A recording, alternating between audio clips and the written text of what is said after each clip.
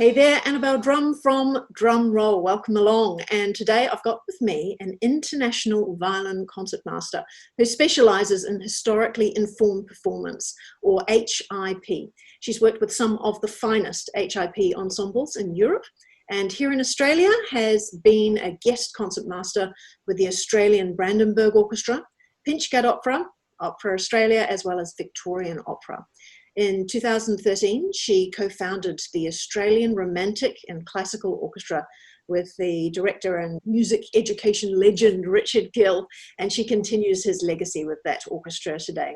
She's featured in more than 50 recorded albums and listed in the who's who of Australian women. I'd like to welcome Rachel Beasley. Thank you, Annabelle. I haven't seen you up at the radio station in Sydney for a long time because you're down in Melbourne, aren't you? Yes. At the moment, I'm based back in my hometown. Despite the restrictions, we've actually been able to communicate much more easily with a lot of people because we don't have to be in the same city at the same time. Yeah, and Zoom has really taken off, hasn't it? Yes. Oh my goodness. I've been on Zoom so much for teaching, especially. And you were meant to be doing some travelling through all this time as well, weren't you? Yes, I would have actually been teaching in The Hague in March, and I would have been doing a recording with an ensemble called Les Moufati, which is a Belgian orchestra which specialises in Baroque music. And we would have been doing some concerts in Brussels in the main concert hall. And mainly at the moment I should be in New York working with some extraordinary musicians over there. The problem is that all of that stuff was booked 2 years ahead or, a long way ahead, a lot of these things. Yeah, that's something that we've all taken into consideration in looking at the future, and all of these events will go ahead in the future and have been rescheduled. So I'm looking forward to next year's bonanza of programs. I think it's the amount of process that you put in. I mean, you say, yes, you're booked 2 years in advance, but actually you're already thinking about the music. You're already involved in that whole artistic side, especially if you're directing, which is the position that I'm in, and just living with that music and just waiting for that opportunity to perform it live. So the concerts now that are going digital, which is a fantastic idea, and we've got to try and get the income moving for performers again all around the world, not just here in Australia. How do you find they're different with your audience? Because I've seen some, I haven't actually been sitting in on them lately. How have you found them? Well, I've found it an incredibly inspiring source of of music making. That it's incredibly motivating seeing all your colleagues putting all of their energy into performing in this new platform. So digital, online, live streaming, but also sort of bringing to air kind of a lot of recordings that we've done in the past. Especially with my orchestra, with the Australian Romantic and Classical Orchestra, we've worked very hard to make a lot of content available for our audiences who have been missing our performances. Well, I know lots of people really want to support performers at the moment. We look back at when the bushfires happened just before, over Christmas and through into January. The performers were the first people to come out and donate their time to help those victims and raise money. And now it's the other way around. You've got all these people that have got salaries and their income is flowing fine, and they know that all those performers that donated their time are now sitting there going, can you help me, please? So having these digital concerts with tickets available, I think, is a fantastic idea. Yes, and we're incredibly honoured that Chris Howlett and Adele Schoenhardt invited the Australian Romantic and Classical Orchestra to perform, and we'll be performing on July 10th in the Melbourne venue, so in the Athenaeum Theatre in Melbourne. Our orchestra is actually a nationally based orchestra, so we have musicians in many different states. My co-artistic director lives on the Sunshine Coast, and I live in Melbourne. And there's got to be something really unique about your orchestra, right? So Australian Romantic and Classical Orchestra, so spread out over how many cities? Where are the yes, every city in Australia, and also many European-based Australian musicians as well. Nicole Van Broeken and I are really working very hard to support our musicians. That was one of our first priorities when all of this changed, especially the ones that we have invited to run our education program. So we've been really working very closely to see what opportunities we can create for our musicians to be able to continue working So tell us a little bit about the music that you're going to have in this program. Well, it was wonderful to be able to choose a program that highlights the strings in the orchestra.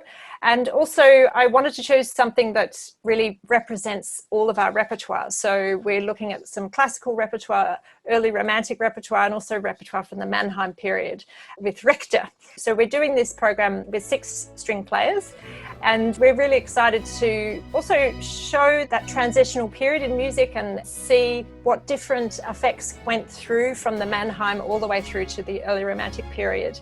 And it's a beautiful program with the central heart of the beating heart of Main this course program. Yes, is the Cavatina from Beethoven's String Quartet Opus 130. In the same week, we're running our Young Mannheim Symphonists program, and this year we're going to do it online. We were intending to do our programs in each capital city, and all the musicians were auditioned and they were all raring to go in the same week. So the 6th and 7th of July, we're going to be presenting a series of lectures, lessons, masterclasses with these students who have already enrolled in our program, just to give them something that they may not even get normally in a live situation. So it's an interesting thing about being online is you can often enhance the learning process by giving more direct information, more sources, more listening examples that perhaps sometimes even in a live situation, you don't always have the same luxury and the same space to have so many people there. It's wonderful being able to extend what's going on with all these big changes and not just sort of scraping by, but actually enhancing, like you said, changing Absolutely. it to something far bigger, and that's great. And also the idea of watching the rehearsals is brilliant because, like you're saying, with most students, they want to be able to see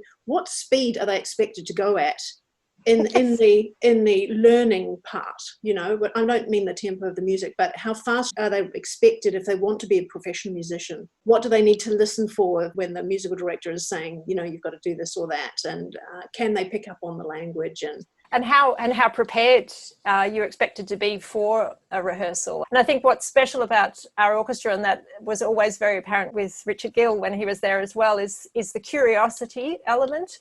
We're all just completely fascinated in the historical side of the music, but also the physical engagement with historical instruments, the tactile experience of playing on gut strings and noticing what that does, or on the period wind and period brass instruments. What does that do to the music? What are the instruments sort of saying to us? What can we do to make that language very clear to our audience? And when we get together in rehearsals, that's one of the most exciting things about our orchestra, I think, is the community of musicians who have all spent their entire careers specializing and wanting to know even more. So there's no sort of end game with this. It's a continuous space of learning, and the students quickly recognize that when they're around that environment. We need to engage more with the arts and give the arts an opportunity to flourish at the moment. It feels like that's a very tough way of making a living at the moment, and I do think it is down to a lot of resilience that comes from artists. I know that they will get through that, but they do need that support. And what you were saying about the audience support, I think that's a very important thing to realize, that audiences have a big part in making sure that the arts do survive and do carry on.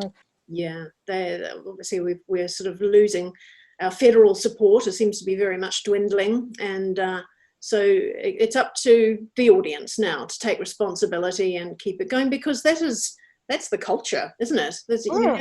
You know, what is the difference from one city to the next if you end up with a whole lot of sort of chain stores and major corporations that are in every city? What makes it unique are the people that are the artists and the creatives. It's ever changing, of course, it's always dynamic, but to support the arts is so crucial. And this is a place that you can do it. So the concert, yay, the concert is Friday, 10th of July. And as mentioned, it's going to be live streamed from the Athenaeum Theatre in Melbourne. Tickets are just $24 per device. And you can get your tickets, I'll give you the link here, arco.org.au/ and then what stands for Melbourne Digital Concert Hall, MDCH. And you can have a good read as well about the Australian Romantic and Classical Orchestra and all the fantastic things they do in terms of education, looking after up-and-coming musicians that are on the edge, moving into professional area. as well as their amazing professional performers that are from all over the world in their historically performed performance groups. It's going to be a wonderful concert, and again, I'm just going to put up on the screen here the program as to what you can expect. Buy your tickets nice and early, and you can share a computer screen if you want to, but obviously the more you can support the orchestra, the better at the moment, because there are limited performing opportunities. Thank you so much for joining me today, Rachel. Thank you, Annabelle. It's a real pleasure, and I really appreciate your support for arts in Australia. It really is heartening. Thank you.